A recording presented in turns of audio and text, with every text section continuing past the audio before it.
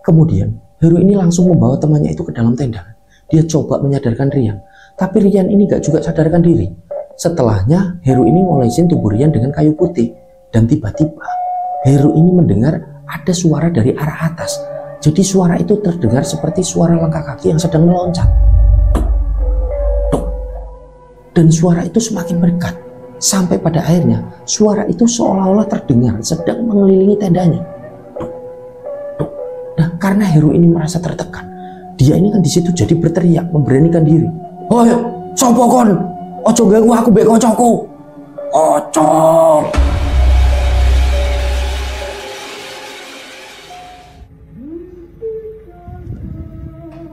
Bismillahirrahmanirrahim. Assalamualaikum warahmatullahi wabarakatuh.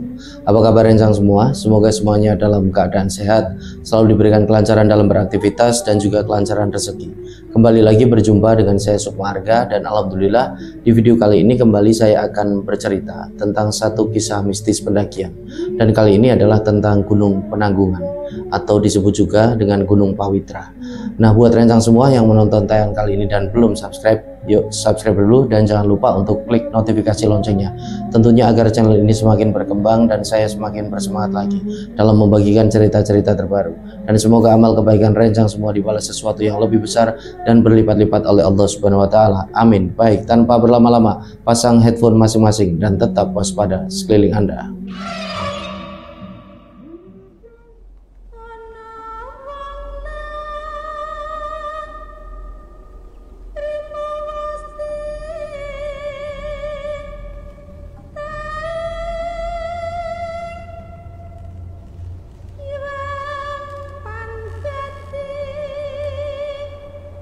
Oke, untuk kisah kali ini dibagikan oleh rencang kita yang bernama Heru.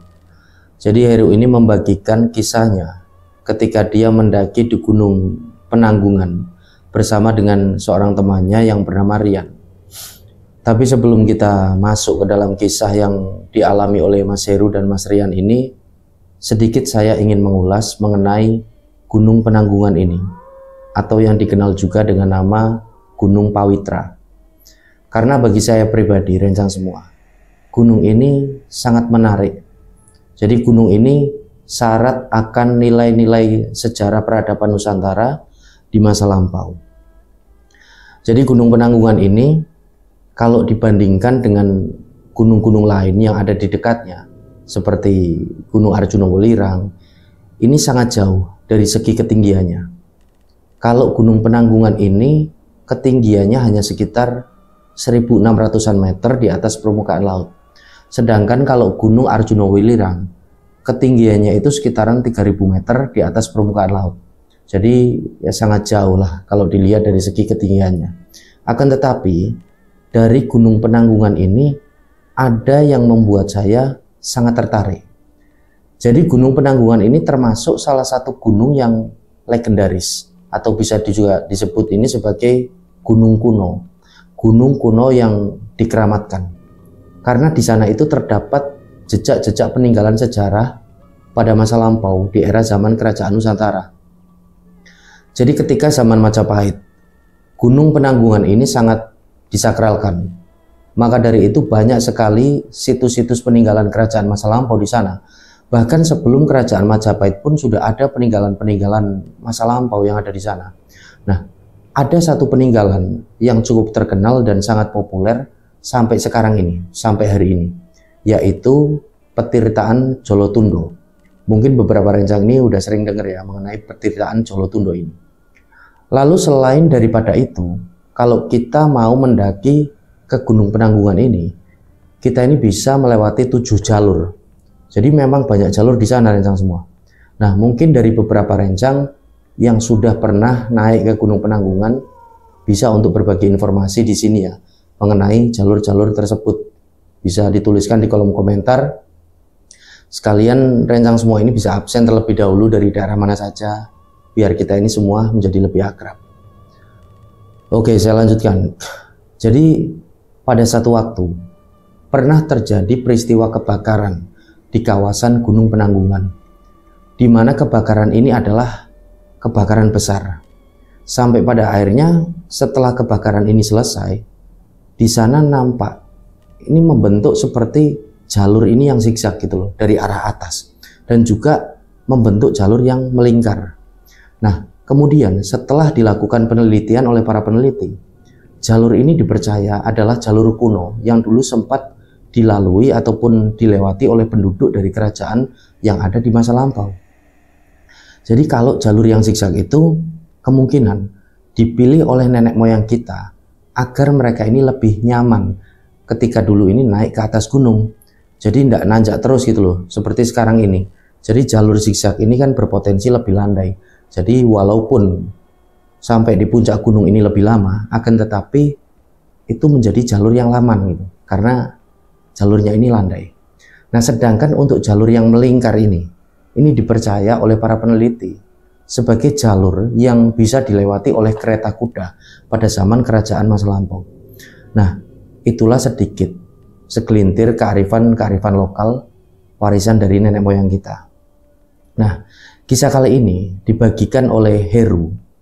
Jadi di tahun 2019, Heru ini sempat mendaki ke Gunung Penanggungan melalui jalur Kunjoro Wesi bersama satu temannya yang bernama Rian.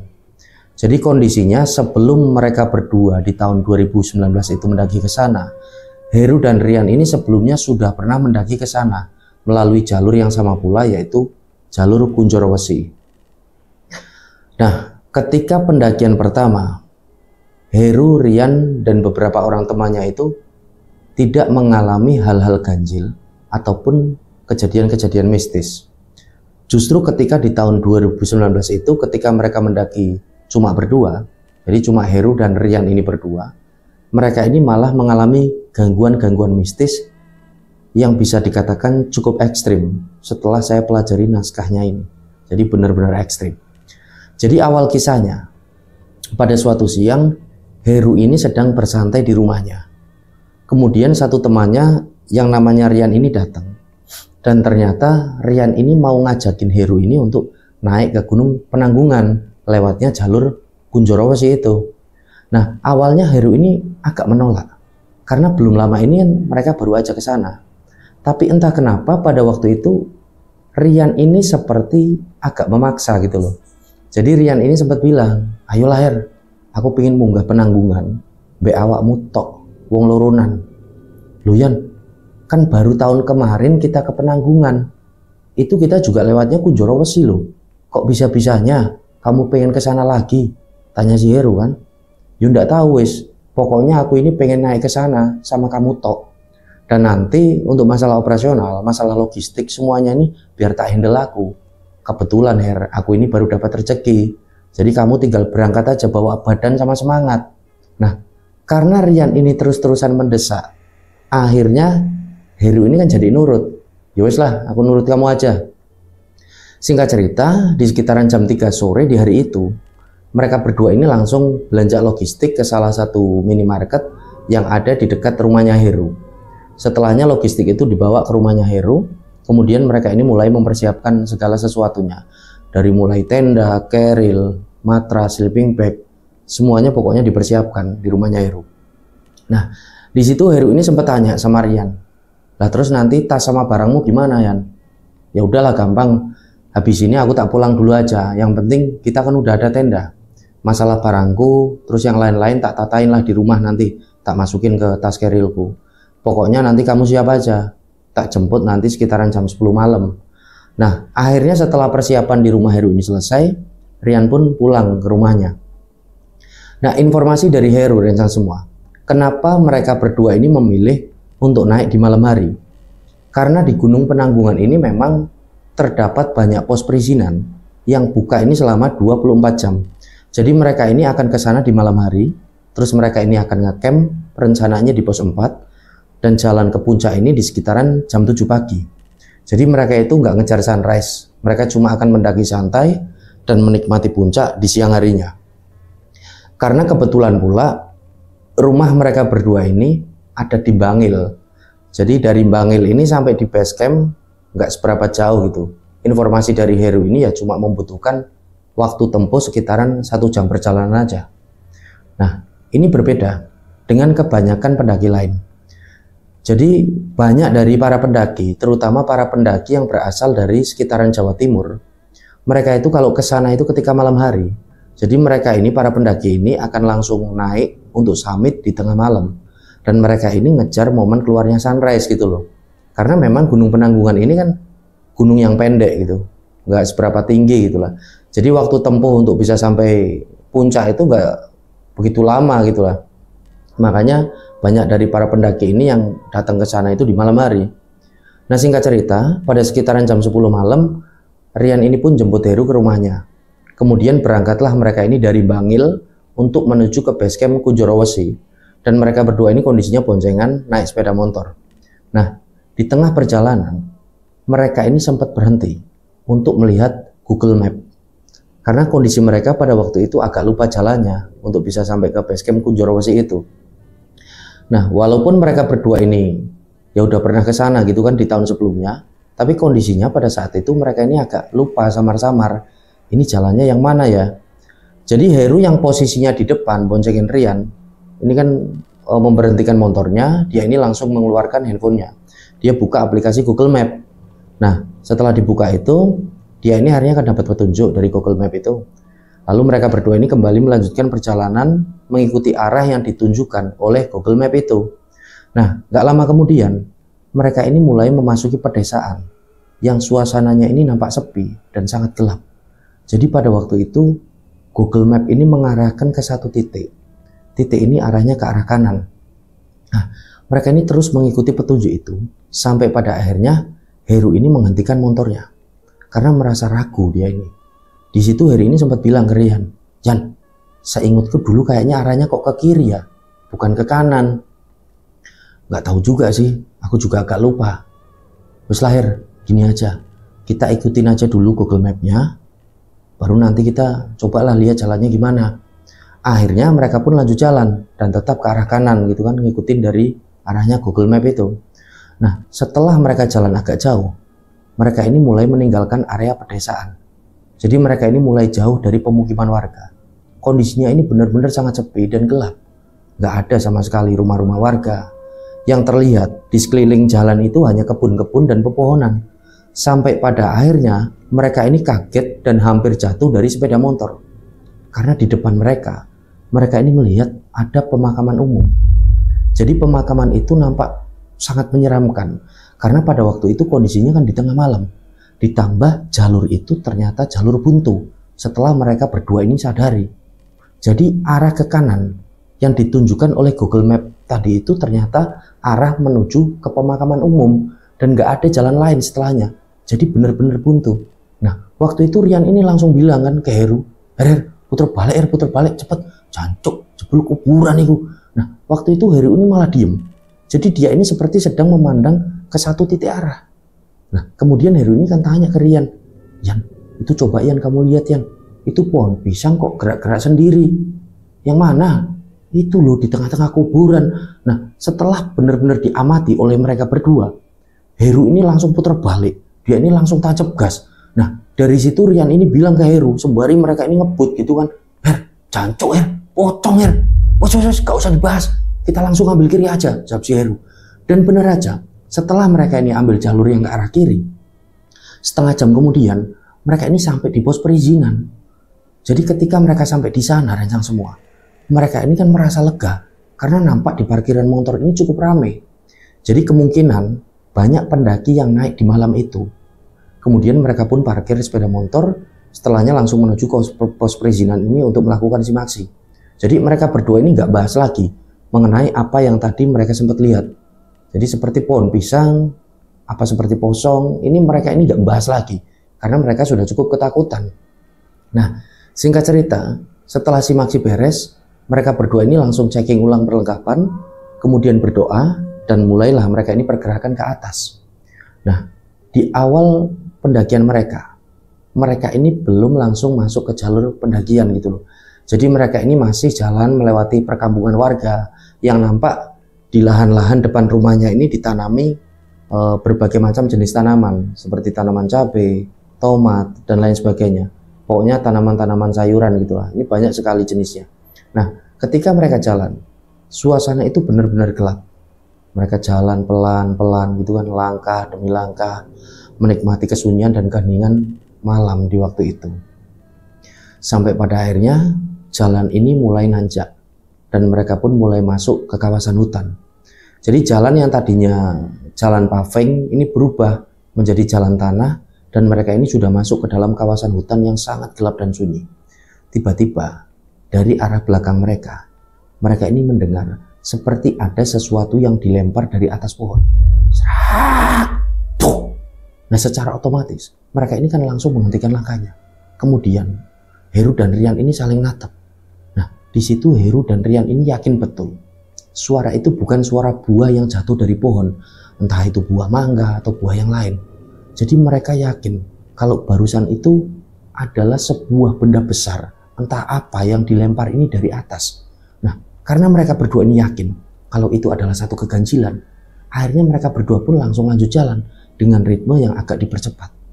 Karena mereka ini ya sudah mulai agak takut gitulah. Pada waktu itu mereka ini benar-benar udah mulai agak takut. Nah, ketika mereka berdua ini jalan agak cepat menuju ke pos 1, tiba-tiba mereka ini mendengar ada suara anjing dari arah tengah hutan. Jadi suara anjing ini terdengar bersaut-sautan gitu loh. Nah, di situ Heru dan Rian ini sempat berhenti dan waspada. Karena yang ditakutkan oleh mereka berdua, rencang semua, kalau anjing-anjing ini posisinya dekat gitu loh. Bisa jadi kan anjing-anjing ini nantinya bisa saja menyerang mereka.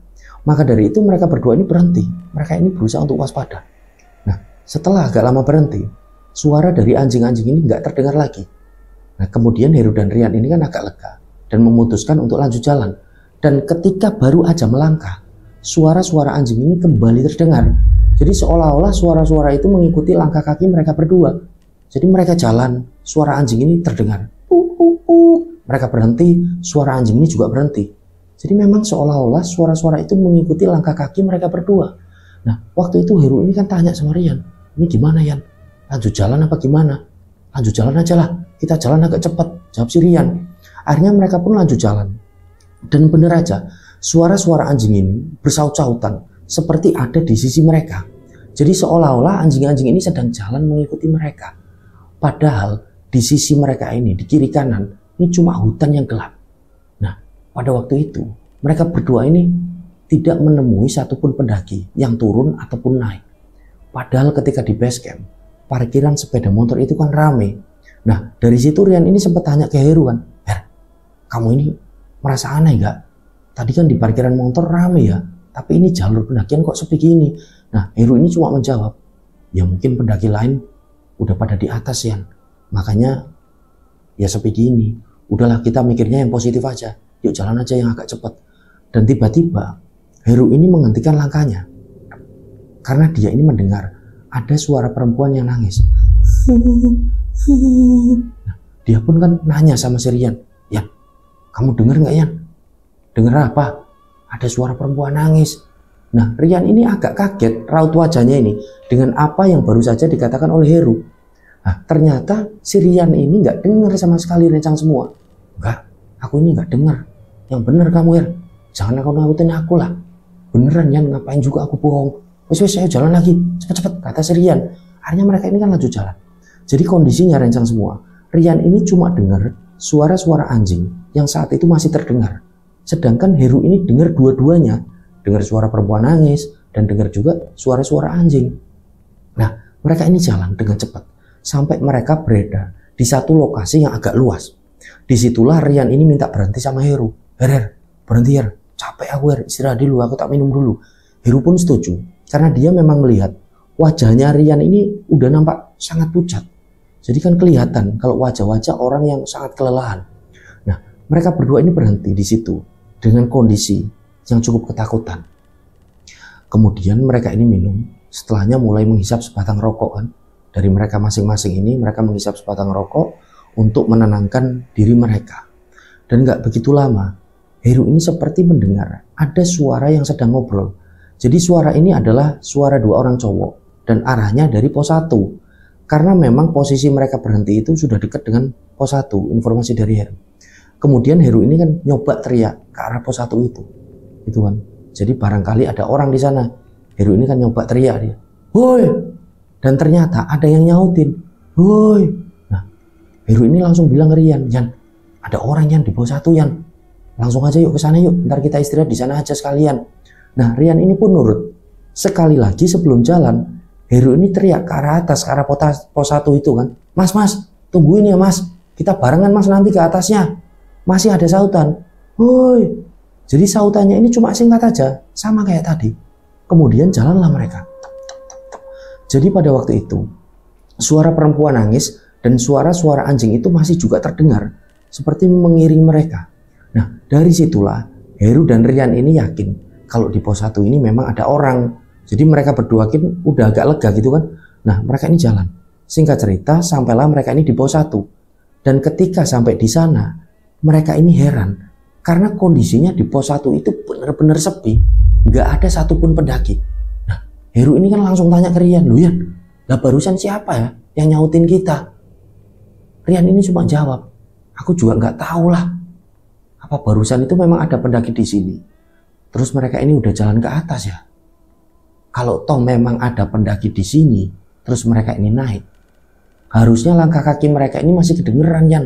Karena jarak pos 1 ini deket kan dari tempat kita tadi berhenti. Masa iya jalannya cepet banget," kata si Heru. Nah, pada waktu itu ketika mereka berada di pos 1, kondisinya suara perempuan nangis dan suara-suara anjing ini sudah nggak terdengar lagi. Jadi kondisinya ini sunyi ketika mereka sampai di sana. Kemudian Rian ini bilang ke Heru, "Her, gimana kalau kita agak nyantai dulu sini? Kita bikin kopi lah, kita santai dulu di sini. Toh suara-suara aneh itu alhamdulillah udah nggak kedengaran lagi, udah hilang." Nah, Heru pun menjawab, "Yowes, oke Yan, sekalian kita nenangin diri dulu lah." Dan gak begitu lama, Heru ini mulai mengeluarkan kompor portable dan teko kecil untuk mereka ini merebus air. Nah, belum sampai air ini mendidih, tiba-tiba Heru ini mendengar lagi suara perempuan nangis seperti tadi. Dan kali ini benar-benar suaranya itu sangat jelas. Suara perempuan nangis ini ada di belakang mereka berdua. Kemudian Heru ini kan tanya, bisik-bisik ke Rian, "Yan, ada suara perempuan nangis lagi. Kamu dengar nggak?" Rian ini menjawab, "Wah, yang benar kamu, jangan nakut-nakutin aku lah. Aku nggak dengar apa-apa." Jadi suara itu benar-benar jelas dan semakin keras di telinganya dari si Heru.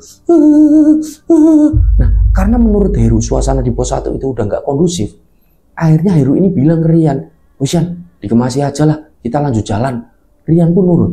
Setelahnya kompor dan teko ini mulai dikemasi. Jalanlah mereka. Nah, singkat cerita, mereka berdua ini pun tiba di pos 2. Jadi setibanya mereka ini di pos 2, suara perempuan nangis ini udah nggak didengar lagi oleh Heru. Nah, di sana mereka sempat berhenti untuk sekedar minum air, kemudian lanjut jalan lagi. Karena kondisi di pos 2 ini juga sangat sepi, rencang semua. Nah, singkat cerita, pada sekitaran jam 3 dini hari, mereka berdua ini sudah sampai di pos 4. Di mana sebelumnya Heru dan Rian ini sudah jalan melewati pos 3 terlebih dahulu. Yang kondisinya di pos 3 ini juga nampak sepi, nggak ada siapapun di sana. Nah, ketika mereka berada di pos 4, mereka ini melihat ada 2 tenda yang sudah berdiri. Akan tetapi kondisi dari 2 tenda itu gelap. Jadi seperti nggak ada tanda-tanda kalau 2 tenda itu berpenghuni. Nah, waktu itu Rian ini sempat bilang ke Heru, ya kemungkinan para pendaki yang punya tenda itu udah jalan ke puncak Her. Mereka ini mungkin ngejar sunrise. Ya bisa jadi sih, jawab si Heru. Lalu Heru ini langsung ngajak Rian untuk mendirikan tenda di lokasi itu. Nah, gak lama kemudian, Heru dan Rian ini mulai mendirikan satu tenda, dan setelah tenda berdiri, mereka ini langsung mengeluarkan logistik untuk masak. Karena mereka ini benar-benar kelaparan pada waktu itu. Nah, waktu itu mereka ini cuma masak mie instan biar cepat dan bikin teh hangat. Dan setelah makan mie instan, mereka pun ngobrol sembari menikmati teh hangat dan sebatang rokok. Kemudian sebatang rokok ini kan udah habis. Mereka ini berdua langsung masuk ke dalam tenda untuk istirahat. Mereka ini akan tidur. Nah, ketika mereka berdua ini mudah masuk ke dalam tenda, mereka ini belum langsung tidur. Jadi Heru dan Rian ini posisinya udah ada di dalam sleeping bag, udah pakai sleeping bag. Nah, waktu itu Heru ini langsung berusaha untuk tidur. Dia berusaha memejamkan matanya, sedangkan Rian ini kondisinya masih main game dengan handphonenya di dalam tenda. Tiba-tiba Heru ini mendengar lagi suara perempuan yang nangis, sama seperti tadi. Jadi awalnya suara itu cuma samar-samar terdengar oleh si Heru, dan semakin lama suara itu terdengar semakin mendekat. Jadi suara perempuan nangis ini terdengar makin keras dari arah belakang tenda mereka. Dari situlah Heru ini tanya langsung kan ke Rian, "Yan, kamu ini lagi ngapain? Lagi main game? Kamu dengar nggak suara perempuan nangis dari belakang tenda?" "Ah, yang bener kamu." "Shh, makanya itu volume gamemu dikecilin dulu." Nah, setelah Rian ini mengecilkan volume handphonenya, barulah Rian ini juga mendengar suara perempuan ini nangis dari arah belakang tenda mereka. Dan gak begitu lama, suara perempuan yang tadinya nangis ini berubah jadi suara tertawa ini cekikikan, seperti sedang mengejek mereka berdua. Nah, di momen itulah Heru dan Rian ini benar-benar ketakutan. Jadi badan mereka ini bergetar. Heru ini sambil bilang ke Rian, "Wes Yan, wes, sekarang berdoa aja, terus langsung tidurlah." Rian pun nurut, karena Rian juga ketakutan. Nah, game ini langsung dia matikan. Dan setelah berdoa, suara perempuan ini udah gak terdengar lagi. Jadi tiba-tiba aja sunyi. Dep. Kemudian mereka mulai memejamkan mata, berusaha untuk bisa tertidur, meskipun kondisi mereka ini benar-benar ketakutan. Nah, belum lama mereka ini tertidur, tiba-tiba Heru ini mendengar kalau Rian ini teriak-teriak gitu loh. Jadi Heru ini udah tidur-tidur ayam. Dia ini jadi terbangun karena dengar Rian ini teriak-teriak. Dia ini bangun, dia ini lihat kalau Rian ini udah duduk ini sambil marah-marah di dalam tenda. Jadi marah-marah ini meso-meso gitu loh, khas orang Jawa Timuran. "Jancok, ojo ganggu aku mbek kancaku. Jancok kon." Kemudian Heru ini kan tanya sama Rian, "Yan, ono apa Yan kok meso-meso? Emang kamu gak denger? Coba kamu dengerin." Setelahnya, Heru ini baru seperti menyadari kalau ternyata tenda mereka ini seperti ada yang nyerang. Jadi tenda ini seperti dilempar dengan batu-batu kecil, kerikil-kerikil kecil. Kemudian suara-suara itu berganti dengan suara seperti pasir ini yang disebar di tenda mereka. Serak, serak. Nah, Heru ini bilang ke Rian, "Yan, wis Yan, gak usah digubris Yan. Kita berdoa aja terus lanjut tidur." "Tidur gimana? Suaranya keras gini kok." "Jancok i. Wes ayo kita keluar, lihat siapa yang ngerjain kita sebenarnya." Jadi akhirnya Rian ini nekat, walaupun tadi ini takut, karena dia ini merasa terganggu gitu loh. Begitu juga dengan Heru, mau nggak mau dia pun memberanikan diri gitu. Nah, begitu mereka ini buka pintu tenda, seret, mereka ini melihat keluar. Ternyata di luar itu nggak ada siapapun, nggak ada wujud apapun. Jadi benar-benar sepi. Dan mendadak suara-suara seperti kerikil-kerikil kecil yang tadi dilempar dan juga suara seperti pasir disebar itu serak-serak itu mendadak nggak kedengeran lagi. Jadi benar-benar sunyi. Nah, kemudian Rian ini bilang ke Heru, "Udah lah Her, kita nggak usah tidur aja, nanggung. Lagian ini udah jam 4, bentar lagi paling subuh. Gimana kalau kita ngopi aja? Kita sarapan terus langsung muncak." Nah, waktu itu Heru pun setuju. Kemudian mereka berdua ini langsung duduk-duduk di depan tenda. Jadi kondisinya Heru ini mulai merebus air untuk bikin kopi. Sedangkan Rian ini membaringkan tubuhnya di atas matras. Nah, gak begitu lama, kopi ini sudah jadi. Dan ketika Heru ini mau ngasihin cangkir kopi itu ke Rian, Rian ini posisinya udah duduk sambil memejamkan mata. Nafas dari Rian ini terdengar seperti nafas orang yang sedang marah. Kemudian Rian ini berucap, akan tetapi suaranya itu bukan suaranya Rian, melainkan suara laki-laki tua. "Aku gak senang be arek iki. Arek iki wis kurang ajar. Bawa barang sing gak raya aku gak seneng. Tak gawa arek iki ning alamku." Nah, waktu itu Heru itu sangat ketakutan. Dia ini sadar betul kalau satu temannya itu kesurupan. Heru ini terus berusaha di situ untuk menyadarkan Rian. Yan, sadar Yan. Tapi Rian ini nggak juga sadar. Ditampar-tampar ini seperti Rian ini terus memejamkan mata. Sembari Rian ini nafasnya seolah-olah nafas orang yang marah gitu. Akhirnya Heru ini berusaha sekuat tenaga. Di situ dia berusaha berdoa. Dia pun sempat untuk minta maaf kepada sosok yang ada di dalam raganya Rian. "Mbah, ngapunten nggih Mbah. Mbok menawi rencang kula enten salah, kula nyuwun ngapunten. Gak iso, arek iki wis kurang ajar. Go barang sing aku gak seneng. Tak go arek iki ning alamku." Nah, karena Heru ini kondisinya benar-benar bingung. Jadi dia ini bingung. Dia ini harus minta tolong sama siapa. Sedangkan di pos 4 itu sepi, nggak ada siapapun. Akhirnya Heru ini cuma bisa nangis. Di situ Heru mengakui dia ini nangis karena saking ketakutannya dia, karena saking bingungnya dia. Dia ini memohon pertolongan kepada Allah. Dia berdoa sebisanya, sehafal-hafalnya, dia baca ayat suci. Dan gak begitu lama, Setelah si Heru ini baca ayat Quran, Rian ini nampak terjatuh lemas dan gak sadarkan diri. Kemudian Heru ini langsung membawa temannya itu ke dalam tenda. Dia coba menyadarkan Rian, tapi Rian ini gak juga sadarkan diri. Setelahnya Heru ini ngolesin tubuh Rian dengan kayu putih. Dan tiba-tiba Heru ini mendengar ada suara dari arah atas. Jadi suara itu terdengar seperti suara langkah kaki yang sedang meloncat. Duk, duk. Dan suara itu semakin mendekat. Sampai pada akhirnya suara itu seolah-olah terdengar sedang mengelilingi tendanya. Nah, karena Heru ini merasa tertekan, dia ini kan di situ jadi berteriak, memberanikan diri. "Hoi, sopo kon? Ojo ganggu aku mbek kancaku. Ojo." Nah, Heru ini benar-benar kaget karena ada jawaban dari luar tenda. "Pocong." Kemudian karena saking nggak kuatnya Heru, dia ini teriak di situ. Dia ini minta tolong. "Tolong, tolong." Dan gak lama kemudian ada seorang pendaki laki-laki yang tiba-tiba berdiri di depan tenda mereka berdua, tendanya si Heru dan Rian. Jadi pendaki ini posisinya duduk gitu loh, menghadap ke arah dalam tenda, karena memang pintu tenda ini kan kondisinya terbuka. Jadi pengakuan dari Heru, waktu itu dia ini melihat kalau pendaki laki-laki itu berambut gondrong, mengenakan jaket gunung ini berwarna merah, dan celana gunungnya ini hitam. Wajahnya ini sangat pucat. Dan gak lama kemudian pendaki ini bilang ke Heru, "Udah mas, gak usah takut, tak temenin aku sampai matahari terbit. Nanti kalian langsung turun aja. Jangan melanjutkan pendakian ke atas. Pendakian kalian udah gak bagus." Nah, di situ Heru ini kan yang agak curiga.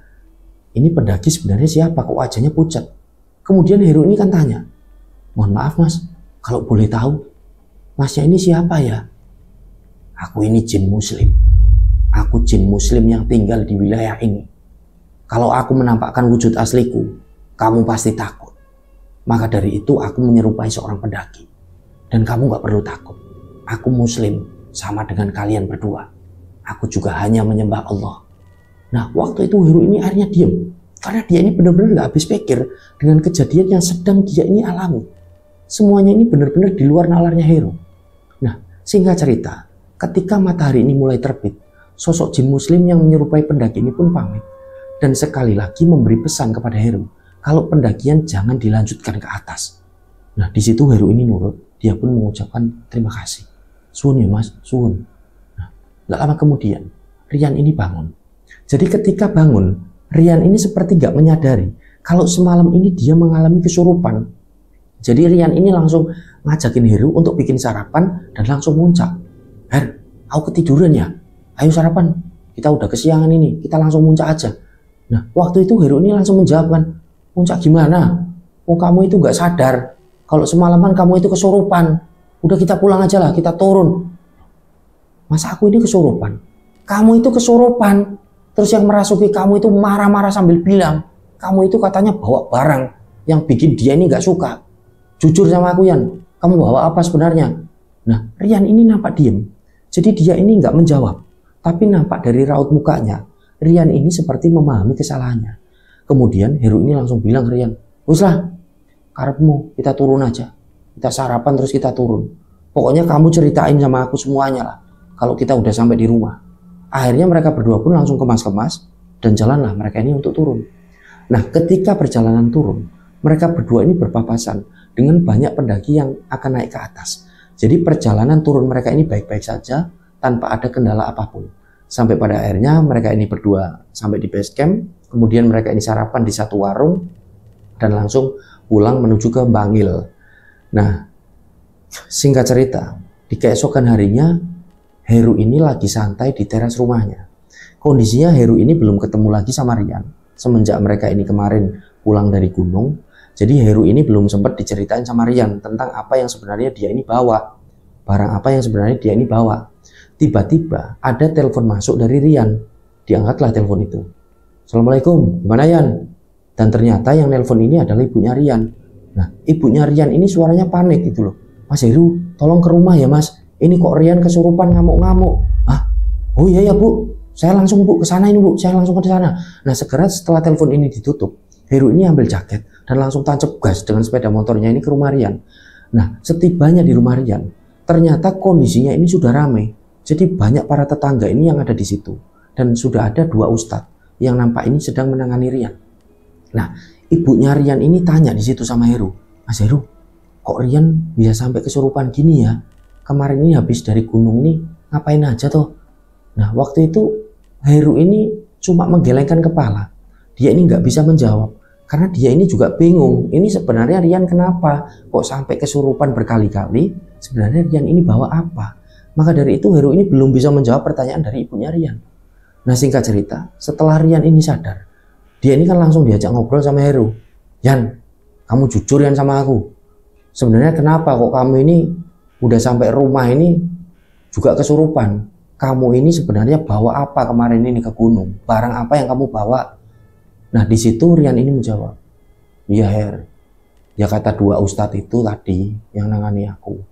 Penghuni di sana, di penanggungan itu marah karena dia ini merasa terusik dengan apa yang aku bawa. Lah iya, sebenarnya kamu ini bawa apa toh? Kan kamu belum bilang sama aku kemarin. Aku ini bawa keris. Keris itu peninggalan dari kakekku. Nah, waktu itu Heru ini benar-benar kaget. Karena Rian ini ternyata bawa keris ketika mendaki kemarin itu. Nah, kok bisa-bisanya kamu itu bawa keris? Tujuanmu itu mau ngapain? Tanya si Heru kan. Ya nggak buat apa-apa sih. Wong niatku bawa keris ini ya barangkali bisa narik sesuatu yang ada di sana. Jawab si Rian. Gendeng kamu itu. Sesuatu apa? Aneh-aneh aja. Kok kamu ini tega loh Yan? Kan kamu ini naiknya sama aku berdua tok. Kalau aku yang kena dampaknya gimana? Nah, dari situ Rian ini diem. Kemudian dia ini menyesali kelakuannya itu dan langsung meminta maaf sama si Heru. Maafin yo Her, kelakuanku kemarin itu. Ya wis lah nggak apa-apa. Yang penting kamu jangan lakuin kayak gitu lagi. Bahaya ta, main-main kayak gitu dengan benda-benda yang kayak gitu itu bahaya Yan. Nah, jadi seperti yang kita tahu rencang semua, benda-benda seperti keris, batu akik dan lain sebagainya. Ya kadang memang ada isinya, entah ada isi khodamnya dan lain sebagainya. Dan kemungkinan keris peninggalan dari kakeknya Rian ini juga ada isinya. Karena dulunya bisa jadi itu adalah gaman atau pegangan dari kakeknya Rian, sehingga membuat penghuni hutan yang ada di Gunung Penanggungan itu marah. Nah, dari kisah Mas Heru dan Mas Rian ini kita bisa belajar. Kalau kita ke gunung, nggak usahlah bawa barang ataupun benda-benda yang aneh. Jadi kalau ke gunung cukup bawa logistik yang memadai. Dan jangan lupa untuk selalu berdoa kepada Allah Subhanahu wa Ta'ala agar senantiasa kita diberi perlindungan. Semoga kita semua bisa memetik hikmah dan pelajaran dari kisah kali ini. Saya Sukma Harga pamit undur diri. Sampai berjumpa pada kisah-kisah selanjutnya. Wassalamualaikum warahmatullahi wabarakatuh. Salam lestari, salam rimba.